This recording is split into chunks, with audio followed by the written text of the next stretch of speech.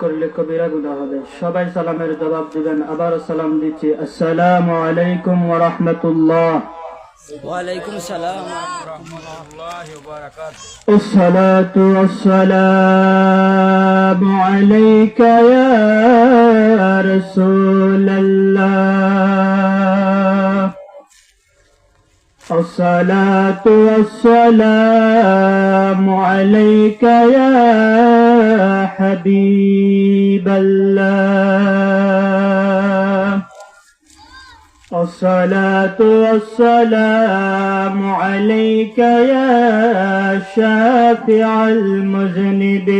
المذنبين. الصلاة والسلام عليك يا رحمة للعالمين. إن الحمد لله الحمد لله الأكرم الذي خلق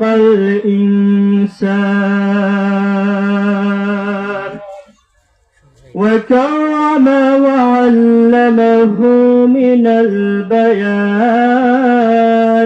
ما لم يعلم. فسبحان الذي لا يحصى امتنانه باللسان ولا بالقلم. ونشهد أن لا إله إلا الله وحده لا شريك له. وأشهد أن سيدنا وسندنا وحبيبنا ومولانا محمدا عبده ورسوله. قال تعالى في كلامه المجيد وفي فرقانه الحميد. أما بعد فأعوذ بالله من الشيطان الرجيم. بسم الله الرحمن الرحيم. منها خلقناكم وفيها نعيدكم ومنها نخرجكم تارة أخرى. صدق الله المولانا العلي العظيم. وعن أبي هريرة رضي الله تعالى عنه قال قال رسول الله صلى الله عليه وسلم أكثروا ذكر هذه من لذات الموت. وقال تعالى يا أيها الذين آمنوا صلوا عليه وسلموا تسليما. اللهم صل على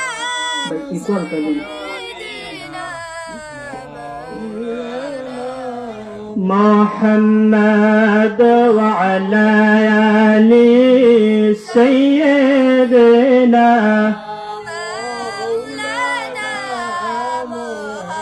जोरे शोरे मोहब्बत आवाज दिए पूरे अल्लाहुम्मा सल्ले अला सय्यिदिना मौलाना मुहम्मद व अला आलि सय्यिदिना मौलाना मुहम्मद। আমরা পাপী গুনাহগার গো নবীজি আপনার চিনিলাম না, ওই কারণে রোজ হাসরে আমাদেরকে বলবেন না আল্লাহুম্মা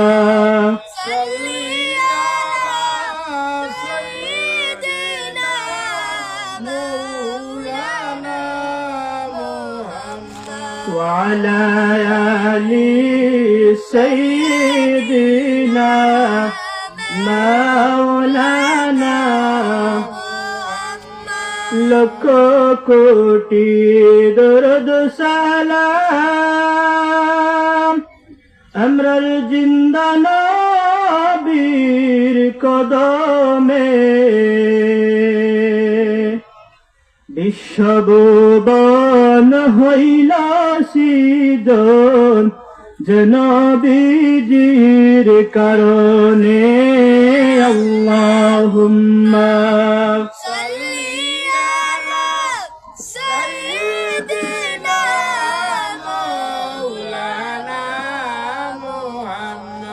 وعلى آل سيدنا مولانا এই দুনিয়া পরে থাকবে, আমরা একদিন থাকব না, সবাই মোদের যাবে ভুলে, নবীজি আপনি বলবেন না আল্লাহুম্মা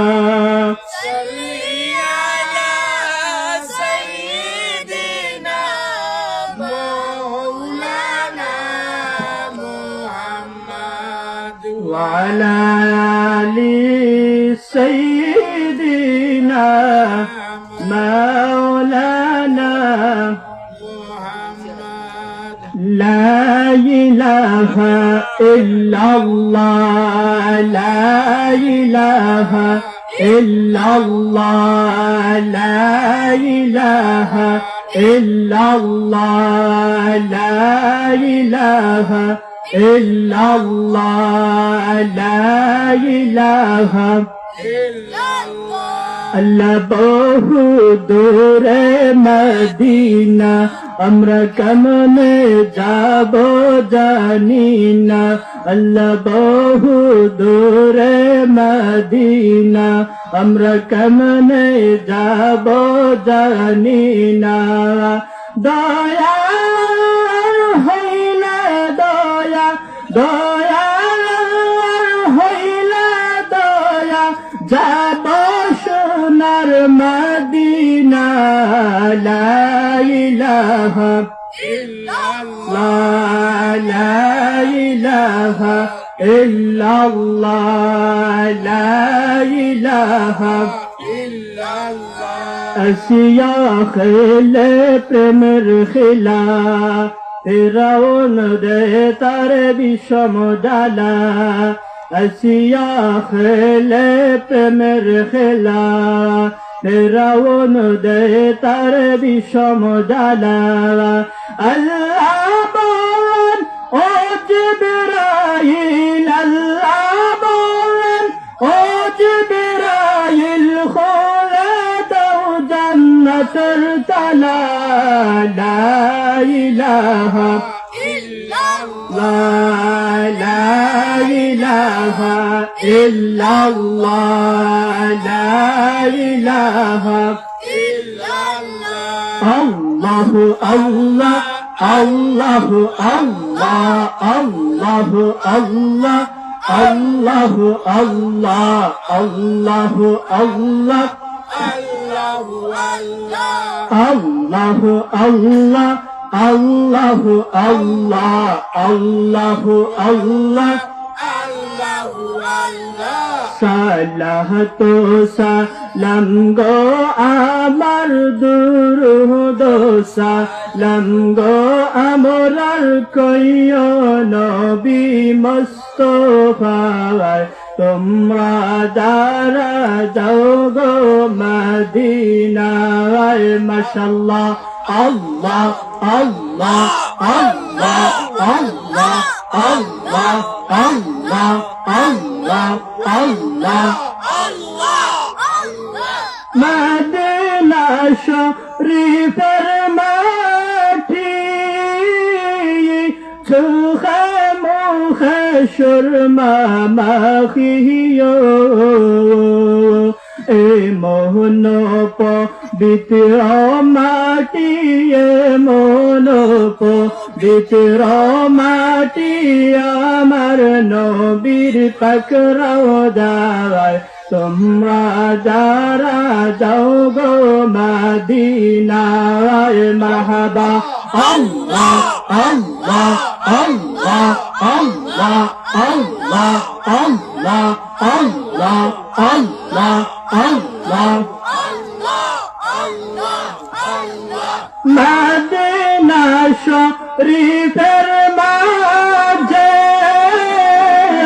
জান্নাতের বাগান আছে গো সেই বাগানে আছেন সোয়া সেই বাগানে আছেন সোয়া জিন্দা নবী মুস্তাফা তোমরা যারা যাও গো মদিনা আল্লাহ আল্লাহ আল্লাহ আল্লাহ আল্লাহ আল্লাহ আল্লাহ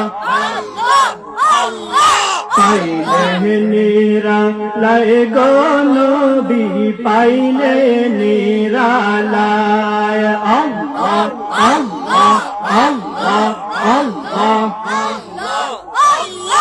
দুই কদমে চুমু খাবা দুই কদমে চুমু খাবা চরণ তুলি মাখবা গায় পাইলে নিরালাই গো নবী পাইলে নিরালাই আল্লাহ আল্লাহ আল্লাহ আল্লাহ আল্লাহ আল্লাহ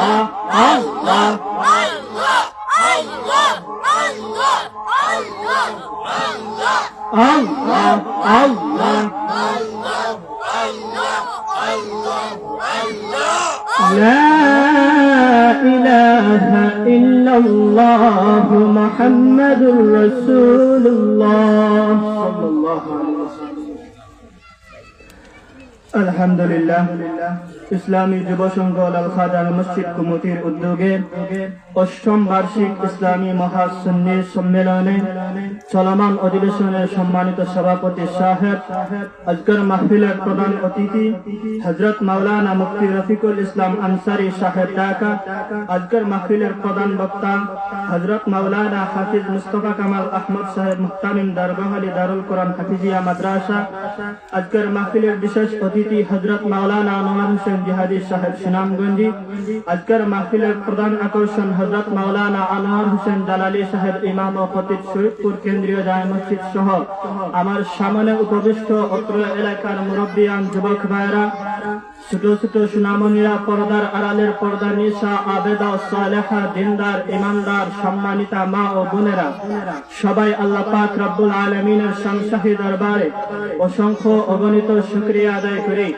যে আল্লাহ পাক রব্বুল আলামিন সালাতুল আসরের নামাজের পরপরই আল্লাহ পাক রব্বুল আলামিনে দুনিয়াবি সমস্ত জাজামেলা থেকে বিরত রাখিয়া আল্লাহ পাক রব্বুল আলামিন দুনিয়াবি সমস্ত ফিতনা ফাসাদ থেকে বিরত রাখিয়া আপনাকে আমাকে জান্নাতি বেহেশতি বাগানে আসার বসার তৌফিক দান করেছেন এজন্য সবাই সেই রবের দরবারে কালিমাতুশ শুকর আদায় করে জবান খুলে পড়ি একবার আলহামদুলিল্লাহ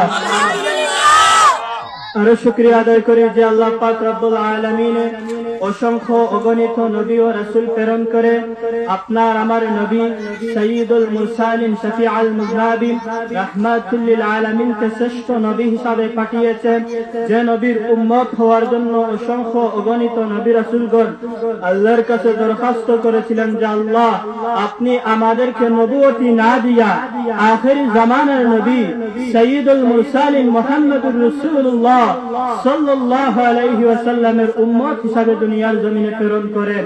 সে আল্লাহ পাক রব্বুল আলামিন আপনি আমি কোনো দরখাস্ত করি নাই, বিনা দরখাস্তে সেই নবীর উম্মত হিসাবে কবুল করেছেন। শুধু তাই নয়, যে আল্লাহ পাক রব্বুল আলামিন 18,000 মাখলুকাত সৃষ্টি করে আপনাকে আমাকে সর্বশ্রেষ্ঠ মাখলুকাত হিসাবে দুনিয়ার জমিনে প্রেরণ করেছেন। আমরা মায়ের গর্ভে থাকাকালীন অবস্থায় একদিন আল্লাহর কাছে ফরিয়াদ করি নাই যে আল্লাহ আপনি আমাকে মানুষ হিসাবে দুনিয়ার জমিনে প্রেরণ করেন। আল্লাহ পাক রব্বুল আলামিন ওনার নিজের ইচ্ছায় আমাদেরকে মানুষ হিসাবে দুনিয়ার জমিনে প্রেরণ করেছেন। এজন্য আবারও শুকরিয়া আদায় করি, সবাই জবান খুলে করি আলহামদুলিল্লাহ।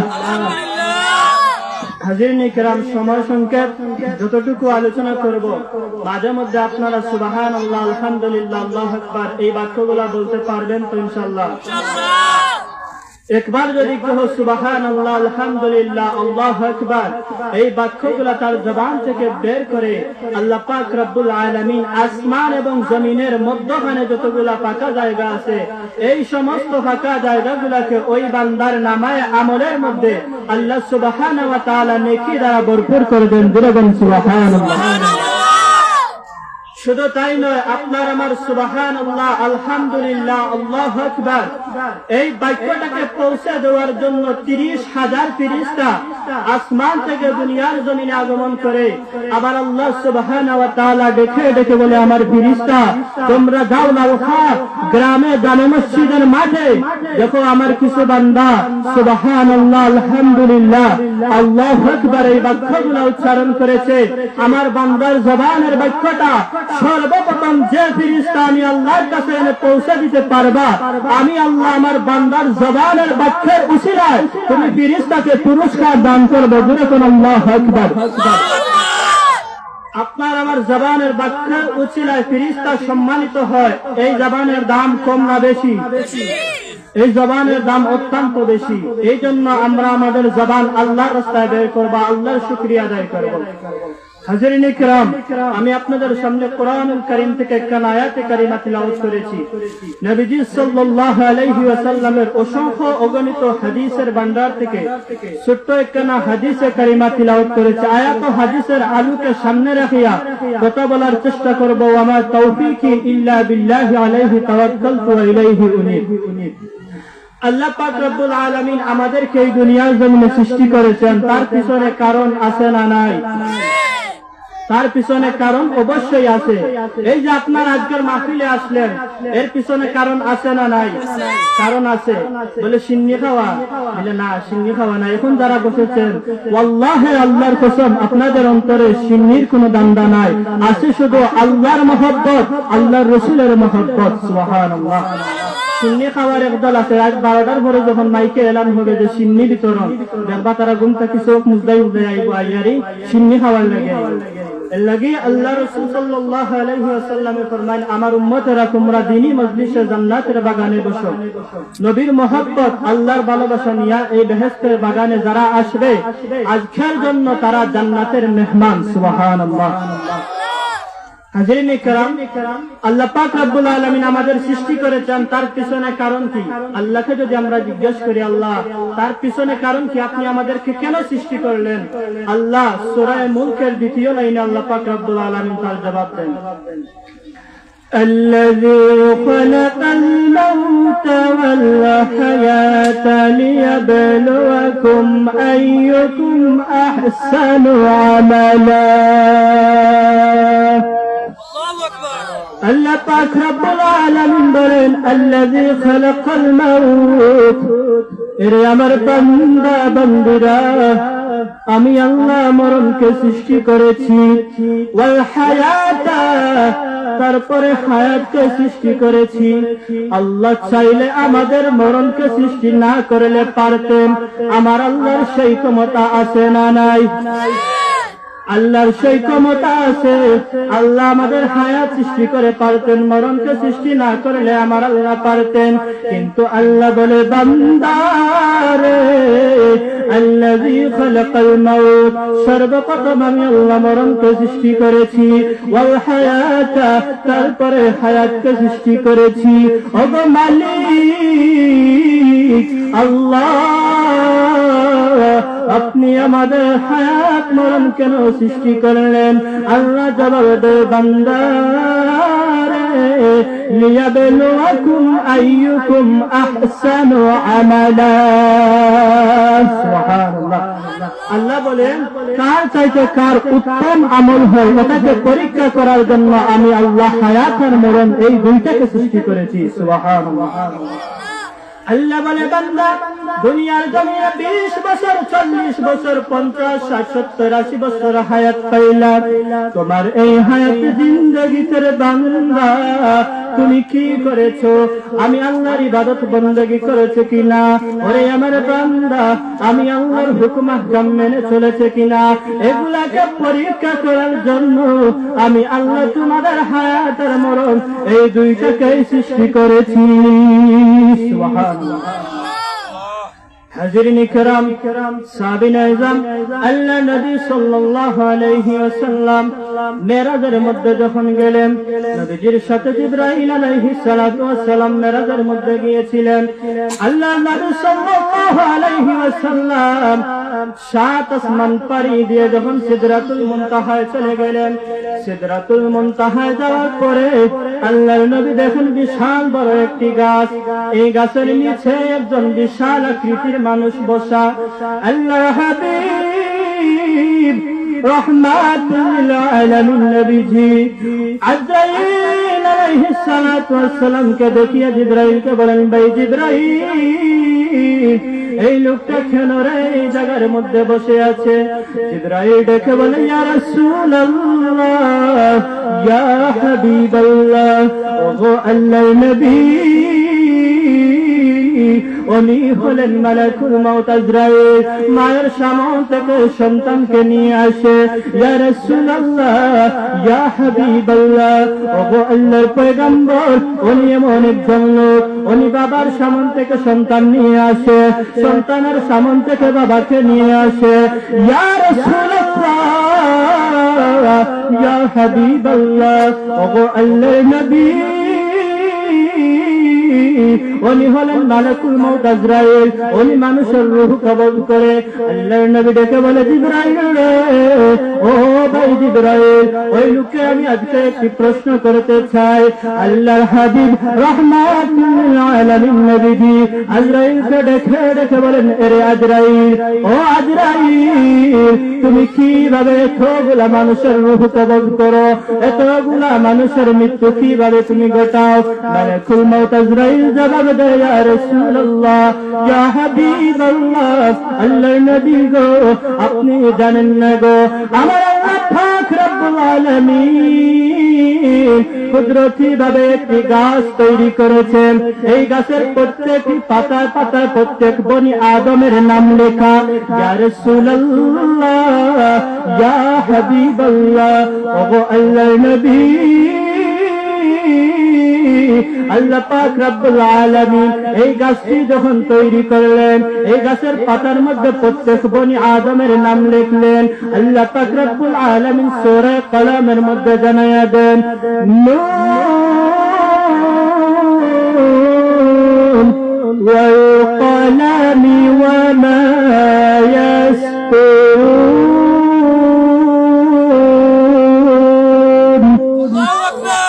আল্লাহ পাক রব্বুল আলামিন বলেন, খোলো, এর কলম লিখতে থাকো, লিখতে থাকো। কলম বলে, আল্লাহ আমি কি লিখবো, কি লিখবো? আমার আল্লাহ ডেকে বলে, কলম রে, আমার বান্দার হায়াত লেখো। আমার বান্দা দুনিয়ার জমিনে কতদিন হায়াত পাবে? আমার বান্দা দুনিয়ার জমিনে কতটুকু রিজেক্ট পাবে? আমার বান্দা কত মৃত্যুবরণ করবে? আমার বান্দা গাড়িতে অ্যাক্সিডেন্ট করে মৃত্যুবরণ করবে, না পানিতে ডুবে মৃত্যুবরণ করবে, না অসুস্থ হয়ে মেডিকেল মৃত্যুবরণ করবে, নাকি সুস্থতা অবস্থায় বাড়িতে মৃত্যুবরণ করবে। এখন তুমি লিখতে থাকো আমার বান্দা কতদিন হায়াতে জিন্দেগি পাবে। আল্লাহর নির্দেশ পেয়ে কলম ওই পাতার মধ্যে লেখা শুরু করে দিয়েছে। আপনার আমার নাম, শুধু আপনার আমার নাম নয়, আপনার আমার বাবার নাম, আপনার আমার বাবার নাম নয়, আপনার আমার পূর্ণ ঠিকানা ওই কলমটি আল্লাহর নির্দেশ ওই পাতার মধ্যে লিখে রেখেছে। মালাকুল মউত আজরাইল কয় ইয়া রাসূলুল্লাহ, ইয়া হাবিবাল্লাহ, ওগো আল্লাহর নবী। ওই কলম যখন এই পাতার মধ্যে প্রত্যেক বনি আদমের নাম, তার হায়াত কতদিন, তার রিজেক কতটুকু, এগুলা এই পাতার মধ্যে লিখেছে। একজন মানুষ মরণের 40 দিন আগে ইয়া রাসূলুল্লাহ নবী গো, ওই গাছের পাতাটি হলুদ বর্ণের হয়ে যায়। সুবহানাল্লাহ। ওই গাছের পাতাটি হলুদ বর্ণের হয়ে যায় একজন মানুষের মরণের 40 দিন আগে। তখন আমি আজরাইল ওই পাতাটা যখন হলুদ বর্ণের হয়ে যায়, আমি আজরাইল ওই বান্দার নামটা লিস্ট করিয়া রাখি। আর একজন মানুষের মরণের 40 দিন আগ থেকে আমি মালাকুল মউত আজরাইল আল্লাহর বান্দার বাড়িতে দৈনিক প্রতিদিন একবার আসা যাওয়া করি। আল্লাহর বান্দা তোমার মরণের বাকি আছে 40 দিন। সুবহানাল্লাহ। মালাকুল মউত আজরাইল আপনার আমার মরণের 40 দিন আগে আপনার আমার বাড়িতে আসেন এবং বলেন, আল্লাহর বান্দা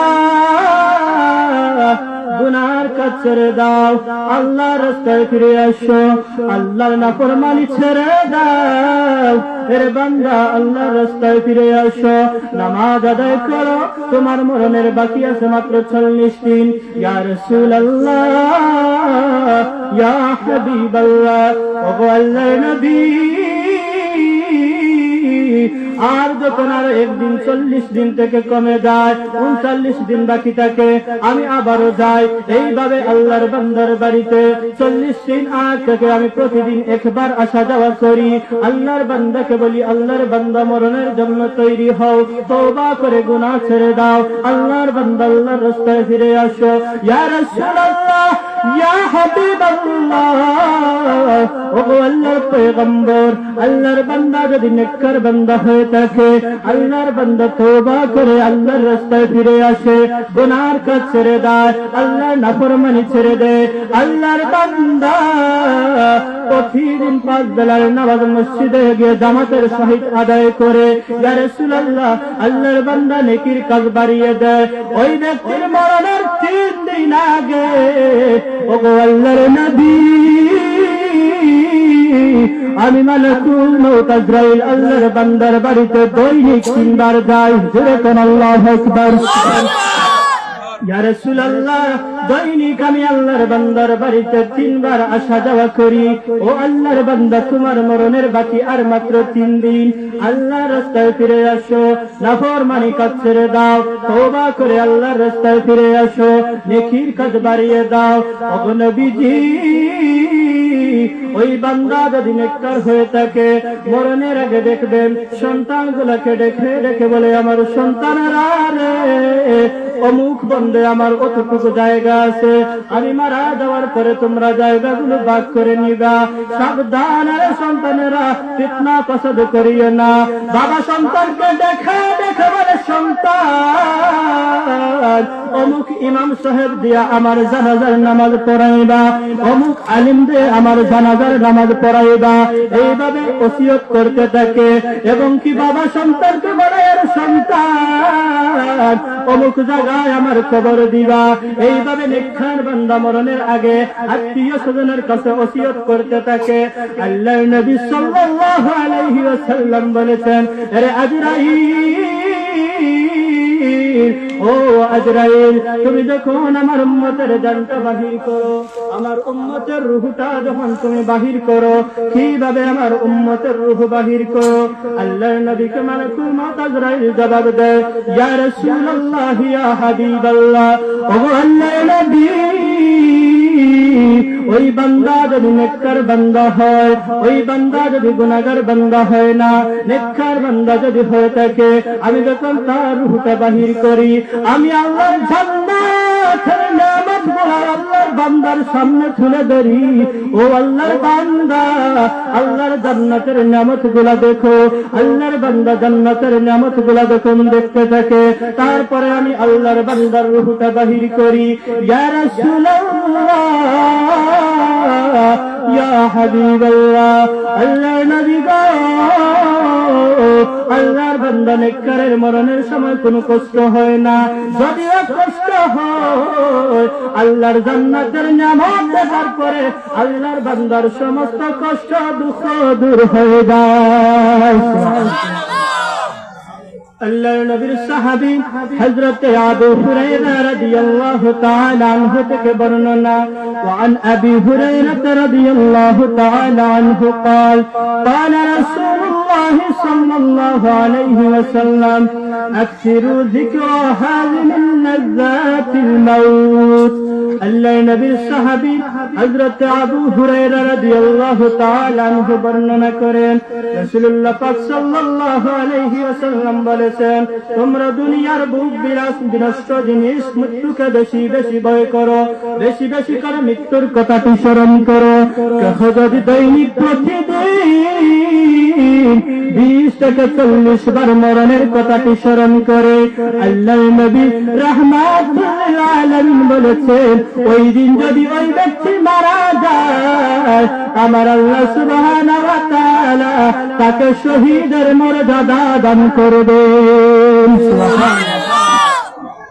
দৈনিক যদি প্রতিদিন আপনি আমি 20 থেকে 40 বার মরণের কথা স্মরণ করি, আপনাকে আমাকে শহীদের মর্যাদা দান করা হবে। শুধু তাই নয়, আল্লাহর নবী সাল্লাল্লাহু আলাইহি ওয়াসাল্লাম বলেছেন, সাহাবায়ে কেরামগণ নবীর সঙ্গে জিহাদের ময়দানে গিয়ে গরদান দিয়েছেন, সাহাবায়ে কেরাম নবীর সঙ্গে জিহাদের ময়দানে গিয়ে রক্ত দিয়েছেন, রক্ত দিয়ে গরদান দিয়ে শহীদ হয়ে যে মর্যাদা পেয়েছেন, আপনি আমি যদি দৈনিক প্রতিদিন 20 থেকে 40 বার মরণের কথাটি স্মরণ করি, আপনাকে আমাকে সেই মর্যাদা দান করা হবে। হাজিরিন কিরাম সাহাবী নিজাম, আল্লাহর নবী সাল্লাল্লাহু আলাইহি ওয়াসাল্লাম বলেন, আমার উম্মতেরা রে, বেশি বেশি করে তোমরা মৃত্যুর কথা স্মরণ করো। একজন মানুষ যদি বেশি বেশি করে মৃত্যুর কথাটি স্মরণ করে, আল্লাহর বান্দা কখনো গুনার কাজ করতে পারে না, আল্লাহর বান্দা আল্লাহর নাফরমানি করতে পারে না। একজন মানুষের অন্তরে যখন মৃত্যুর কথা ভয় করে, মৃত্যুর কথা স্মরণ করে, আল্লাহর বান্দা নামাজ ছাড়তে পারে না, আল্লাহর বান্দা গুনার কাজ করতে পারে না, আল্লাহর বান্দা আল্লাহর নাফরমানি করতে পারে না, আল্লাহর বান্দা সুদ খাইতে পারে না, আল্লাহর বান্দা ঘুষ খাইতে পারে না, আল্লাহর বান্দা জিনা ব্যভিচার করতে পারে না। আল্লাহর নবী বলেন, বেশি বেশি করে মরণের কথা স্মরণ কর, মরণের কথা স্মরণ কর, মরণের কথা স্মরণ কর। প্রতিদিন যদি আমরা বেশি বেশি করে মরণের কথা স্মরণ করি, আমরা কখনো গুনার কাজ আল্লাহর নাফরমানি কাজ করতে পারবো না। হাজিরিন কিরাম সাহাবী নিজাম, আল্লাহ পাক রব্বুল আলামিন কোরআনুল কারীমের মধ্যে বলেন, মিনহা খালাকনাকুম ওয়া ফিহা নুঈদুকুম ওয়া মিনহা নুখরিজুকুম তারাতান উখরা। এই মাটি থেকে আমি আল্লাহ তোমাদের সৃষ্টি করেছি, আবার এই মাটিতে তোমাদেরকে নিয়ে আসব, আবার এই মাটি থেকে তোমাদেরকে জীবিত করব। এই জন্য আল্লাহ পাক রব্বুল আলামিন বলেন, মাটি থেকে জন্ম তোমার, মাটিতে মরণ, বান্দা মাটি থেকে উঠতে হবে রাখি ও স্মরণ। এই মাটি থেকে আমাদের জন্ম, আবার মরণের পরে আমরা এই মাটিতে চলে যাব, আবার এই মাটি থেকে উঠতে হবে। এই জন্য আমরা এই কথাটা বেশি বেশি করে স্মরণ করতাম, আমরা মাটির মানুষ, আবার মাটিতে চলে যাব, আবার মাটি থেকে উঠব। আল্লাহর নবী রাহমাতুল লিল আলামিন, যেই নবীর জন্য আল্লাহ আসমান জমিন লৌহ কলম তামাম কিছু সৃষ্টি করেছেন, ওই নবীজিকে আল্লাহ নিয়ে গেছেন। আল্লাহ নবীকে নিয়ে বলে, রে বান্দা যার জন্য আমি আসমান বানালাম, যার জন্য আমি জমিন বানালাম, যার জন্য আমি লৌহ কলম তামাম কিছু সৃষ্টি করলাম, যার জন্য আপনি আমি দুনিয়ার জমিনে আগমন করলাম, ওই নবীজিকেও আল্লাহ নিয়ে গেছেন। আল্লাহ বলে, বান্দারে তোমরা এখান থেকে শিক্ষা নাও, যে নবীর জন্য আমি তোমাদের সৃষ্টি করেছি ওই নবীজিকেও মৃত্যুবরণ করতে হয়েছে, তোমরাও মৃত্যুবরণ করা লাগবে। আল্লাহ পাক রব্বুল আলামিন বলেন, কুল্লু নাফসিন যায়িকাতুল মাউত, প্রত্যেক প্রাণী মরণশীল, যাকে আমি আল্লাহ প্রাণ দ্বারা সৃষ্টি করেছি সেই প্রাণী মৃত্যুর স্বাদ গ্রহণ করা লাগবে। আপনার আমার নবী বিশ্ব নবী রাহমাতুল লিল আলামিনের কাছে মালাকুল মউত আজরাইল যখন আসলেন, আল্লাহ নবীর ইন্তেকালের 4 দিন আগে আপনার আমার নবী অসুস্থ হয়ে পড়লেন। নবীজির শরীরের মধ্যে প্রচন্ড জ্বর, মাথা মুবারক ব্যথা, আল্লাহ নবী সোজা হয়ে দাঁড়াতে পারেন নাই। আল্লাহ নবীর কাছে জিবরাইল এসে বলে, ইয়া রাসূলুল্লাহ, ইয়া হাবিবাল্লাহ, আল্লাহ নবী গো আপনি কেমন আছেন আমার আল্লাহ জানতে চেয়েছে। আল্লাহ নবী বলে, জিবরাইল আমি ভালো না রে জিবরাইল, আমার শরীরে প্রচন্ড জ্বর, আমার মাথা মুবারক ব্যথা, আমি সোজা হয়ে দাঁড়াতে পারি না। জিবরাইল চলে গেলেন। দ্বিতীয় দিন আবার আসলেন, ইয়া রাসূলুল্লাহ কেমন আছেন? নবী একই জবাব দিলেন। তৃতীয় দিন আবার আসলেন, ইয়া রাসূলুল্লাহ কেমন আছেন? নবী একই জবাব দিলেন। চতুর্থ দিন আবার আসলেন, ইয়া রাসূলুল্লাহ কেমন আছেন? নবী একই জবাব দিলেন। আল্লাহর পয়গম্বর রাহমাতুল লিল আলামিন নবীজি উম্মাহাতুল মুমিনিন আয়েশা সিদ্দিকাকে ডেকে ডেকে বলেন, রে আয়েশা, ও আয়েশা আমার সাহাবায়ে কেরামদেরকে ডেকে ডেকে আনো। কেন গো আয়েশা, আজ 3 দিন হয়ে গেছে আমার সাহাবায়ে কেরাম আমি নবীজির সামনে আসেন না। আল্লাহ নবী রাহমাতুল লিল আলামিন আয়েশা সিদ্দিকাকে বললেন, আরে আয়েশা তোমার বাবা আবু বকরকে ডেকে আনো। হযরত আয়েশা সিদ্দিকা রাদিয়াল্লাহু তাআলা আনহা ওনার বাবা আবু বকরকে ডেকে আনলেন। আবু বকর পয়গম্বর আরবীর সামনে চোখের পানি ছেড়ে দিয়ে কাঁদেন। আল্লাহর নবী বলে, আবু বকর রে আমার সাহাবী আবু বকর, কেন রে আজ 3 দিন হয়ে গেছে আমি নবীর সাথে দেখা সাক্ষাৎ করো না?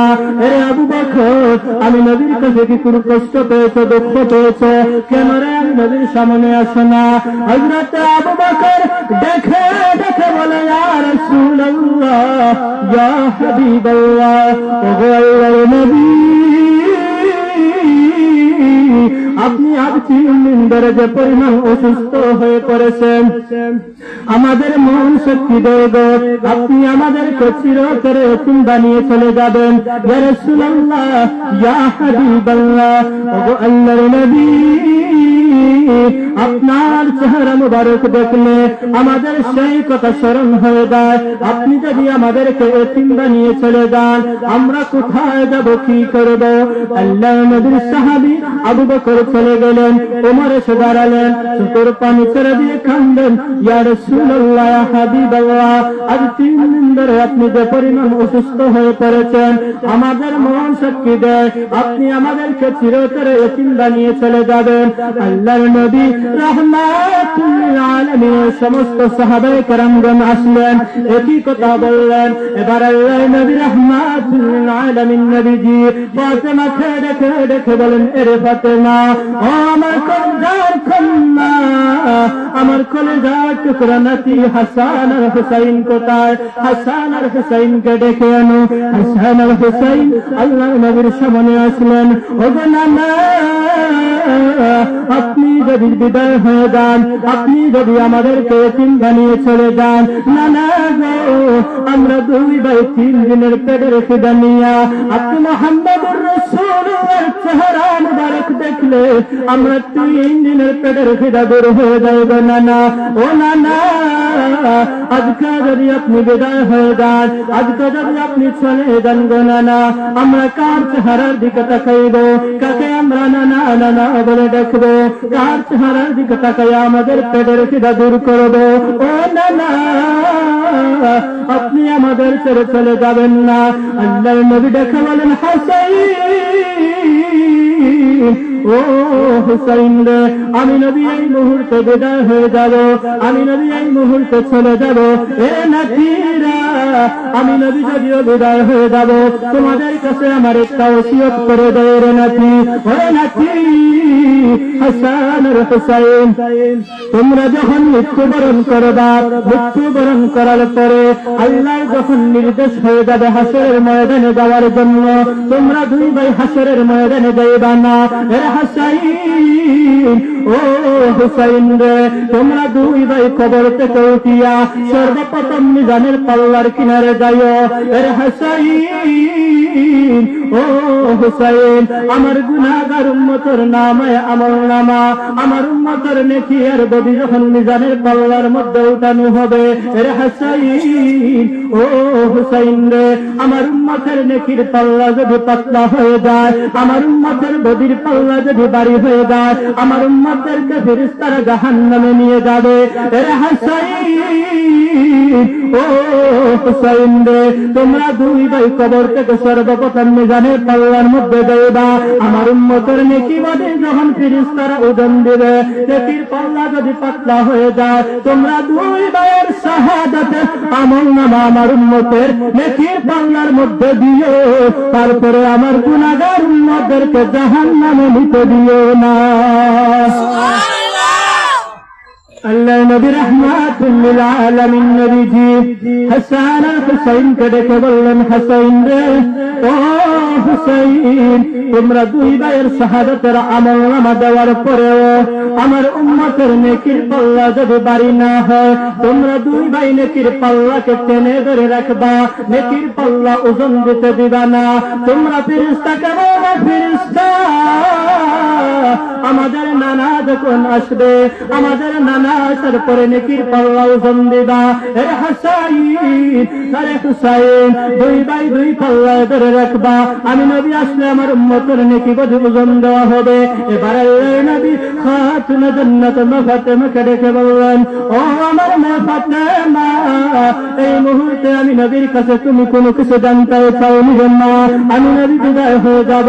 হযরত ফাতেমা বলে, বাবা, এই মুহূর্তে আপনার কাছে আমি একটি কথা জানতে চাই। কাল হাসরের ময়দানে আপনি অসংখ্য অগণিত নবীর উম্মত থাকবে, অসংখ্য অগণিত নবী রাসূলগণ থাকবে।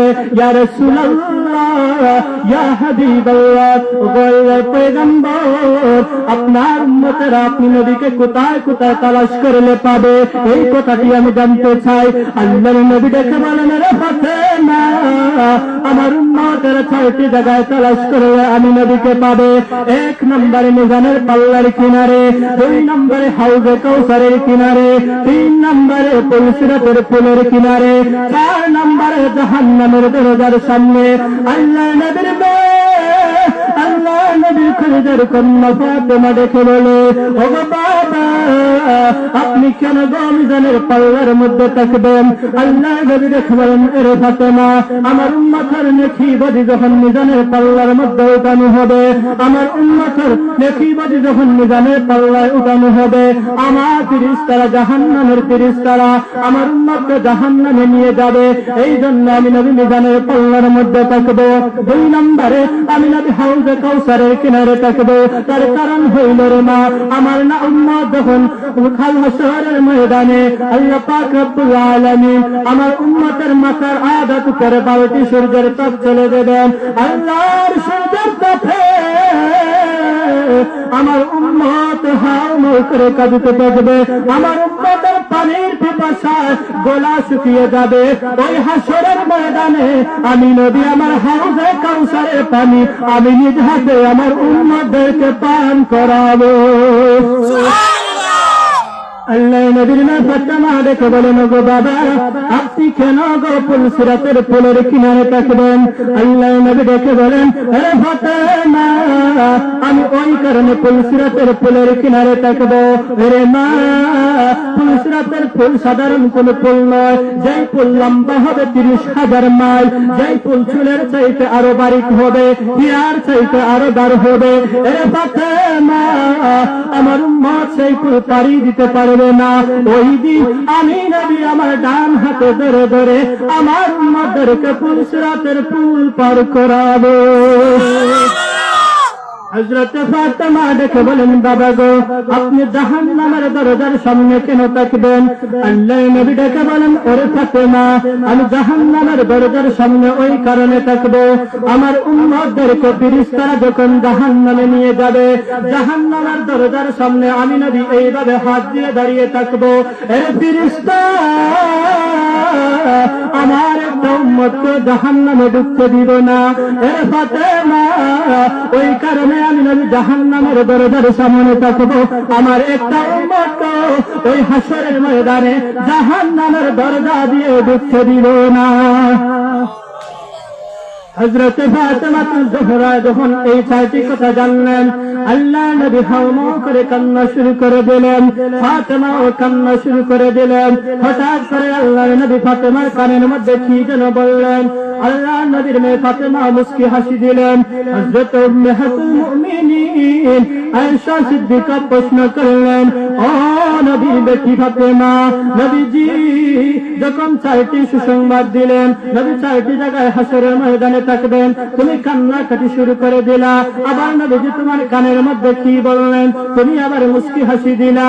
হযরত ফাতেমা দেখে দেখে বলে, মা গো, ও মা আয়েশা, আমার নবী যখন ইন্তেকাল করে দুনিয়ার জমিন ছেড়ে চলে যাবেন, আমি নবীর মেয়ে ফাতেমা আমার চোখের পানি ধরে রাখতে পারি নাই। আমার নবী আমাকে এতিম বানিয়ে চলে যাবেন, আমার বাবার চেহারা আমি আর দেখতে পাবো না, এই জন্য আমি কান্নাকাটি করেছি।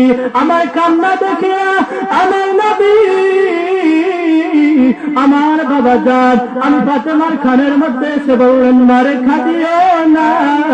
ও ফাতেমা, আমি নবীর ইন্তেকালের 6 মাস পরে তুমি ফাতেমার ইন্তেকাল হবে, আর আমি নবী কবর থেকে উঠে সর্বপ্রথম তুমি ফাতেমার সাথে সাক্ষাৎ করবে। এই কথা শোনার পরে আমি ফাতেমা মুস্কি হাসি দিয়েছি। নবীজির ইন্তেকালের পরে, নবীর 6 মাসের পরে, নবীর ইন্তেকালের 6 মাস পরে ফাতেমার ইন্তেকাল হয়েছে রমাদানুল মুবারক মাসে। হযরত আলী আর হযরত ফাতেমা যখন সেহরি খাইলেন, সেহরি খাওয়ার পরে হযরত ফাতেমা প্রতিদিন ফজরের নামাজ আদায় করিয়া তাসবিহ তাহলিল পাঠ করতেন। হযরত ফাতেমা জানামাজে দাঁড়িয়ে ইশরাকের 2 রাকাত করে 4 রাকাত নামাজ আদায় করতেন। আমার নবীজি বলেছেন, কেহ যদি ইশরাকের 4 রাকাত নামাজ আদায় করে, মহান আল্লাহ তার নামে আমলের মধ্যে একটি উমরা কবুল হজের সব দিবেন। হযরত ফাতেমা প্রতিদিন ফজরের নামাজ আদায় করে জায়নামাজে দাঁড়িয়ে ইশরাকের নামাজ আদায় করতেন। হযরত আলী ফজরের নামাজ মসজিদে গিয়ে জামাতের সাথে আদায় করতেন। কিন্তু সেই দিন হযরত আলী নামাজ আদায় করে দেখেন জায়নামাজে ফাতেমা নাই। পিছনের কোটায় গিয়ে দেখেন রান্নাঘরে ফাতেমা এতগুলা আঠা রুটি ভিজাইয়া আঠা বানিয়েছে, একটি পাতিলের মধ্যে আঠা বানাইয়া রেখেছে। হযরত ফাতেমা আর একটি পেয়ালার মধ্যে হাসান আর হুসাইনের পুরাতন কাপড়গুলা দৌত করার জন্য বিজায়া দিয়েছে। হযরত আলী দেখে দেখে বলে, ও নবীর বেটি ফাতেমা, ফাতেমা গো, আজকে কেন তুমি এতগুলা রুটি বানাইলা, এতগুলা কাপড় কেন ভিজাইলা? ফাতেমা জবাব দেন, ওগো খলিজার টুকরা স্বামী, ওগো স্বামী, গত রাত্রিতে আমি স্বপ্নের মধ্যে দেখেছি আমার বাবা রাহমাতুল লিল আলামিন নবীজি আমার ঘরের মধ্যে প্রবেশ করলেন। আমার বাবা কি যেন তালাশ করতেছেন। আমি বললাম, ওগো বাবা, কি তালাশ করো? আমার বাবা আমাকে ডেকে বললেন, ফাতেমা রে, আরে ফাতেমা, আগামী কালকে তুমি সেহরি খাইবা তোমার স্বামী হযরত আলীর দস্তরখানায়, আর ইফতার করবা জান্নাতের ভিতরে আমি নবীর দস্তরখানায়। ওগো স্বামী, এই স্বপ্ন দেখার পরে আমি এই জন্য আঠা বানিয়েছি, আঠা রুটি বানিয়েছি, আমার সন্তানদের কাপড় সুপড় গুলা দৌত করতেছি। হযরতে আলী ফাতেমার স্বপ্ন শুনে কান্নাকাটি শুরু করে দিলেন। হযরতে আলীর স্বপ্ন বুঝার বাকি রইল না, কারণ আমার নবী বলেন আনা মাদিনাতুল ইলম ওয়া আলিয়ুম বাবুহা, আমি নবী হলাম ইলমের শহর, সেই শহরের দরজা হলো আমার সাহাবী হযরতে আলী। হযরতে আলী ফাতেমার স্বপ্ন বুঝার বাকি নাই, হযরতে আলী হাওমা করে কান্নাকাটি শুরু করে দিলেন আর বলেন ওগো নবীর মেয়ে ফাতেমা, আল্লাহর রাস্তায় আমাকে মাফ করে দাও, কারণ আমি গরিব একজন সাহাবী, নবীর কলিজার টুকরা নেই, আমাকে আমার কাছে বিবাহ দিয়েছেন, আমি সঠিকভাবে আপনার ভরণ পোষণ আদায় করতে পারি নাই। ওগো কলিজার টুকরা স্ত্রী, ও নবীর মেয়ে ফাতেমা, আমাকে আল্লাহর রাস্তায় মাফ করে দাও। হযরতে ফাতেমা ডেকে বলেন স্বামী গো, ওগো প্রাণের স্বামী, আমি যদিও নবীজির মেয়ে, আমি আপনার সঠিকভাবে হক আদায় করতে পারি নাই, সঠিকভাবে আপনার খেদমত করতে পারি নাই, আল্লাহর রাস্তায় আমাকেও মাফ করে দিবেন। আর স্বামী গো, যাওয়ার সময় একটা ওসিয়ত করে যায়, আমি ফাতেমা ইন্তেকালের পরে আমি ফাতেমাকে তুমি কোনো বেপরদা বানাইবা না, আমি ফাতেমা ইন্তেকালের পরে মাইকে এলান দিবা না, মাইকে ঘোষণা দিবা না, গোপনে গোপনে আমাকে দাফন করে দেবা। ওগো স্বামী, মাইকা যদি এলান দেন, আমি ফাতেমার জানাজা পড়ার জন্য লক্ষ লক্ষ সাহাবায়ে কেরাম হাজির হয়ে যাবে, আমি ফাতেমার লাশ কাফনের ভিতর দিয়েও দেখা যাবে কতটুকু লম্বা, কতটুকু উঁচা।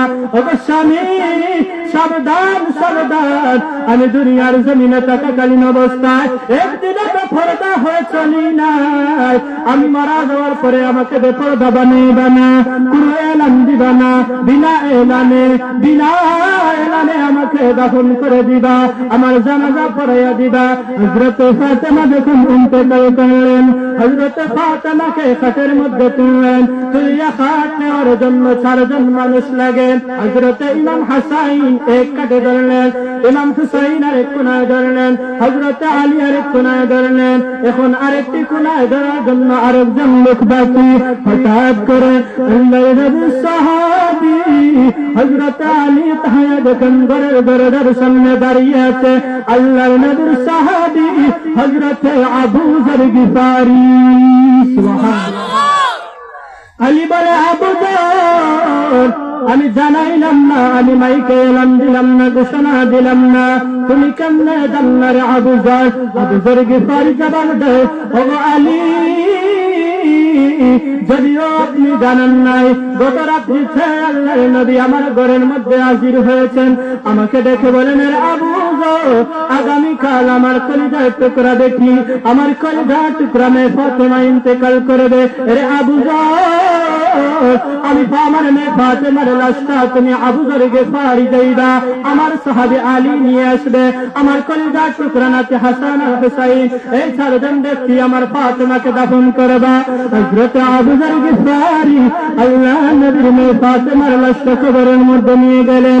আবু যর গিফারি কবরের মধ্যে নামলেন, কবরের মাটিকে লক্ষ্য করে দেখে দেখে বলেন, রে খবরের মাটি, আজকে তোমার ভিতরে এমন একজন নারী, এমন একজন মহিলা প্রবেশ করতেছে, রে খবর, সাবধান, ওনার সাথে কোন ধরনের বেয়াদবিমূলক আচরণ করিও না। আল্লাহর নবী জবাব বরাকাবারাতুন ওয়া ফাতিমাতু সাইয়্যিদাতু নিসাই আহলুল জান্নাহ, আল্লাহর জান্নাতে যত রমণীরা প্রবেশ করবে, যত নারীরা প্রবেশ করবে, তাদের সরদার থাকবেন ফাতেমা। রে খবর, সাবধান, ওনার সাথে বেয়াদবি করবে না। ও মুসলমান, কবর থেকে কোনো জবাব আসলো না। আবার আবু যর গিফারি কবরকে লক্ষ্য করে বলেন, রে খবরের মাটি, আজকে তোমার ভিতরে এমন একজন নারী প্রবেশ করতেছে, যার 2 ছেলে সম্বন্ধে আল্লাহর নবী বলেছেন, আল হাসান ওয়াল হুসাইন সাইয়্যিদা শাবাব আহলুল জান্নাহ, আল্লাহর জান্নাতে যত যুবকেরা প্রবেশ করবে, সমস্ত যুবকদের সরদার থাকবে ইমাম হাসান আর হুসাইন। রে খবর, জান্নাতের যুবকদের মা তুমি কবরের মধ্যে প্রবেশ করতেছে, সাবধান সাবধান, ওনার সাথে বেয়াদবি করবা না। ও মুসলমান, কবর থেকে কোনো জবাব আসে না। আবার আবু যর গফারি কবরকে বলে, মেরে কবরের মাছি, এ খবর তোমার ভিতরে এমন একজন নারী প্রবেশ করতেছে যিনার স্বামী সম্বন্ধে আল্লাহর নবী বলেছেন, আনা নবীনাতুল ইলম ওয়া আলিয়ুম বাদুহা, আমি নবী হলাম ইলমের শহর, সেই শহরের দরজা হবে হযরত আলী। ওই আলীর স্ত্রী তুমি কবরের মধ্যে প্রবেশ করতেছে, সাবধান, আমার সাথে বেয়াদবি করবা না। ও মুসলমান, কবর থেকে কোনো জবাব আসে না।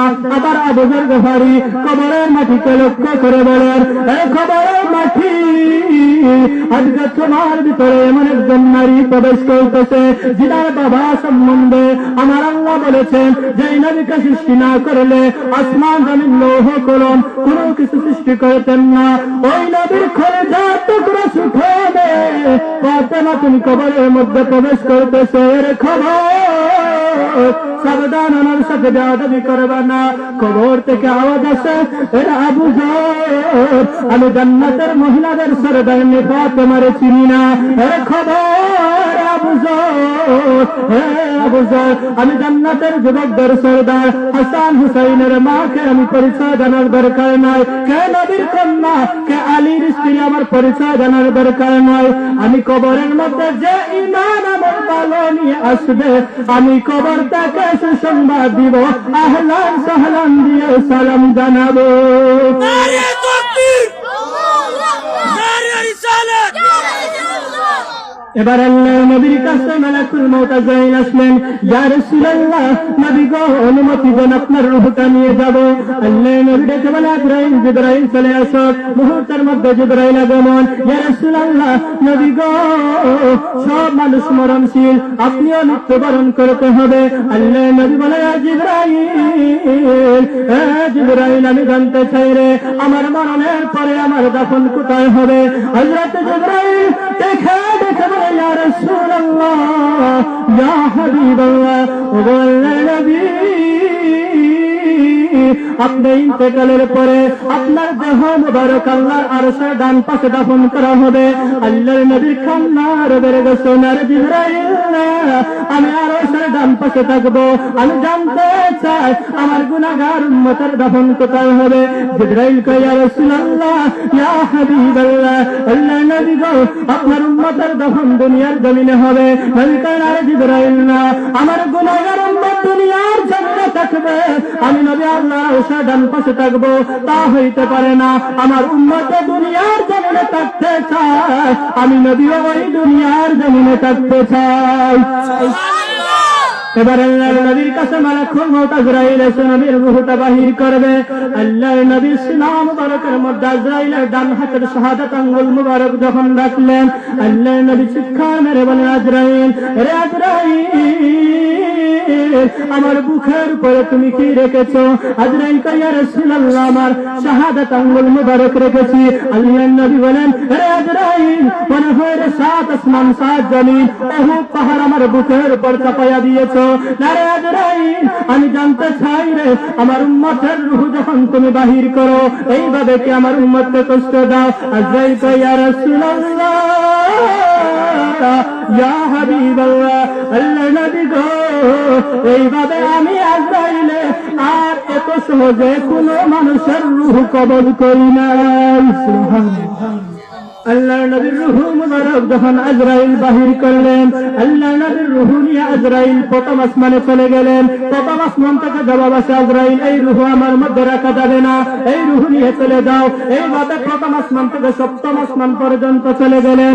কোন আসমান আল্লাহর হাবিবের রূহ মুবারক রাখতে চায় না। আল্লাহর নবী রাহমাতুল্লাহ আলাইহির নবীর রূহ মুবারক আল্লাহর আরশকে দেখে দেখে বললেন, আজরাইল, ও আল্লাহর শাহিদ, তোমার মধ্যে আল্লাহর পয়গম্বরের রূহ মুবারক রাখতে চায়। আল্লাহর আরশ থেকে জবাব আসলো, না না, এই রূহ থেকে যে নূরের তাজাল্লি বাহির হইতাছে, এই রূহ আমার মধ্যে রাখা যাবে না। আল্লাহ গো, আপনার হাবিবের রূহ মুবারক কোথায় রাখবো? আমার আল্লাহ জবাব দেয়, রে আজরাইল, আমার হাবিবের রূহ মুবারক রাখার জন্য আমি আল্লাহ দুনিয়ার জমিনে কোন জায়গা সৃষ্টি করি নাই।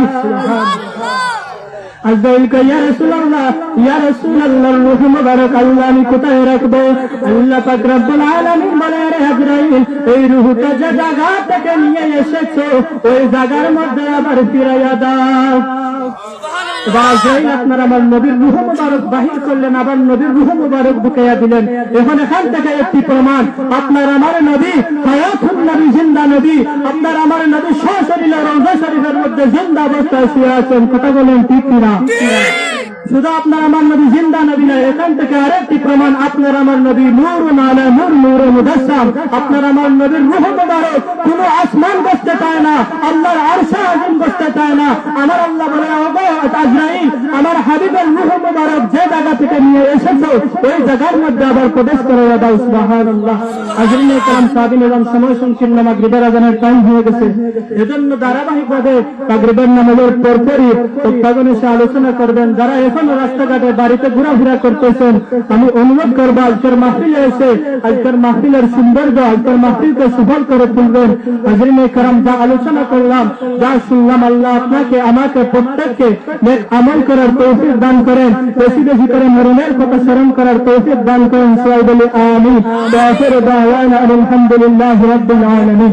আসসালামু আলাইকুম ওয়া রাহমাতুল্লাহ।